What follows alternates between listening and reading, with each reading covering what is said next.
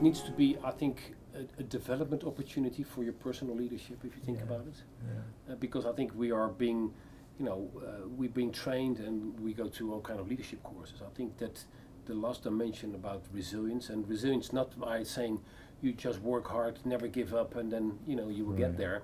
That's not the definition of resilience, but it's more how do people actually work in an environment that is pressured, and how they can just continue to do their best work. And if things happen, how they can bounce back and just continue in a healthy way. And how can they bounce forward even? How can adversity and growth. Back is maybe not the right way. Forward. But forward. You need to be sure that in the organization you manage the confidence levels to a way that people stay in that bigger self first. They can move into that smaller self. And I think this is not about that everybody should be fluffy and hugging each other every day, but it's about how you intentionally ask questions or challenge people in a different way that is not, let's say, questioning their reason why they're in Microsoft, but what can we do more or better, and what can you do more better? And that's a delicate balance that you need to find. Because if you go overboard, then people just lose confidence, and then they will be managed in that small self, and their world is small.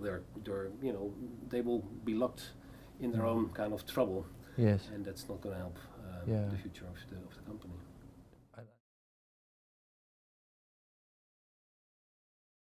I think it's done something to me personally. So if you think about the world we're living in, performance culture, in a world that is changing, a business that is changing, the industry is changing. So a lot of change.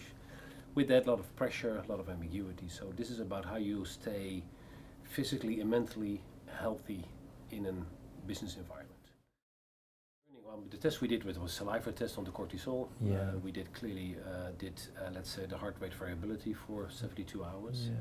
I think for me the most impactful thing was the breathing actually. How do you breathe, and what does it do to your body? And that insight is super helpful, because that's something you can action, you can practice, you can do more of, and that makes it something that you can do versus just observing the results. Good. And I think we did the same, if you think about the UK leadership team, we did the same kind of test with the whole team, which was super insightful for a lot of people. About people were a little bit surprised about the outcome, about wow, is it that bad actually? So I think it was a good wake-up call for many people to say, well, okay, I need to do something different. And you see now that people are doing things different, and those are not big things at once, but there are small things that will continue, meaning, exercise more or plan for your exercise versus always sacrificing it because there is not enough time. Make it a priority, just not reading your email 5 minutes to go to bed, or don't take your phone into the sleep. I mean, all kind of practical things that starts to, drive some different behavior. And then it has to really internalize to say, okay, if you want to lead in an organization, then you first probably need to learn to lead yourself.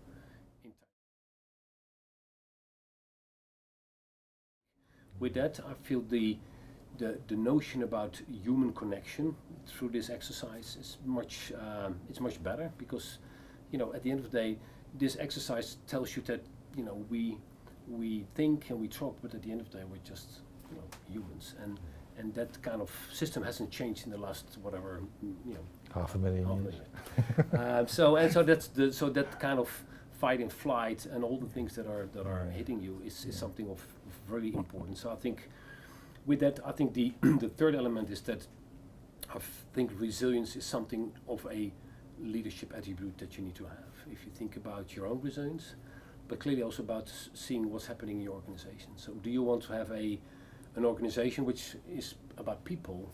How do they stay really resilient in times of change? And you see a lot of people responding very differently to pressure.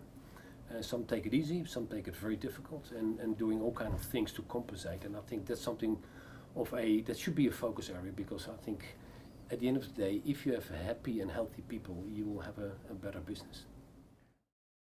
Yes, because it helps you to get grounded in yourself, from both mental, physically, and And with that, I think that helps you to drive more self-awareness.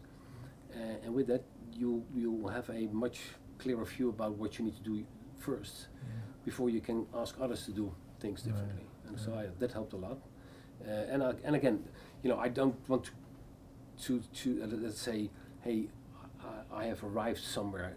This is just a journey, and I think it's going like this, and I think the line is growing. But this is something that you need to spend time and be very aware that this is a great development opportunity from a leadership point of view. And with that, you will be physically and mentally in a better shape. And with that, you make much better decisions. You're energized. That means that you can take more on, and you can. So it's just a very clear proposition, if you will, about why doing this.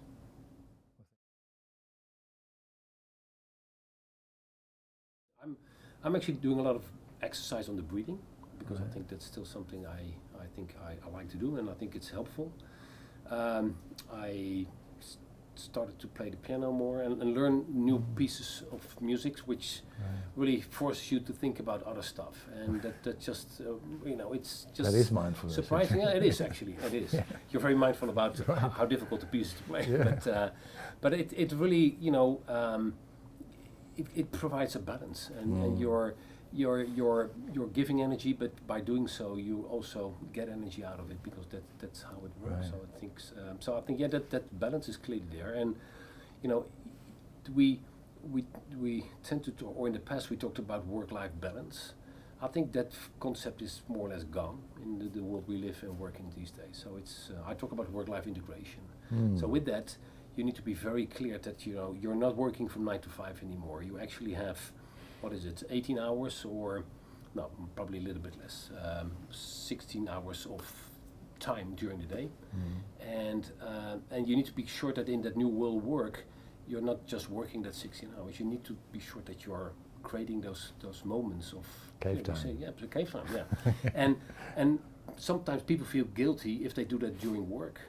But you shouldn't, because at the end of the day, you're doing work also in another time, and so I think that's a little bit more a kind of, it's almost like a lifestyle for work, if you think about it. And with that, if that works well, then it will clearly also be a lifestyle for how you show up every evening at home. And you don't just come home. You come home physically, drained. but mentally as well, and you're there.